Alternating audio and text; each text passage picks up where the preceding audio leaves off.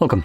In front of me is an Air 2 Ultra, and today I'll show you how you can insert a SIM card into this device.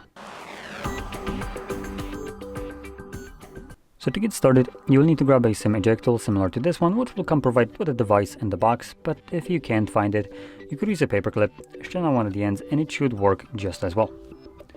Now, once you have either one of those, you can then pop out the tray, which is located, let me quickly find it, at the bottom. And it actually looks like we don't need the tool. So you could use a fingernail, and it's actually not that difficult to pry it out. The reason I'm pointing that out is because some trays literally like break your fingernails. This one comes out pretty easily. Now it also takes an SD card, so I'm gonna bring one up here as well.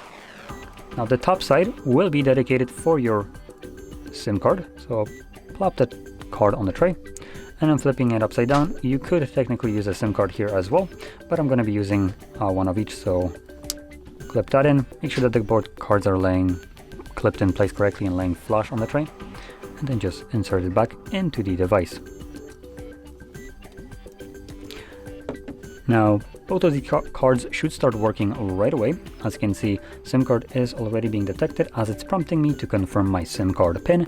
Once I do so, obviously it will start working.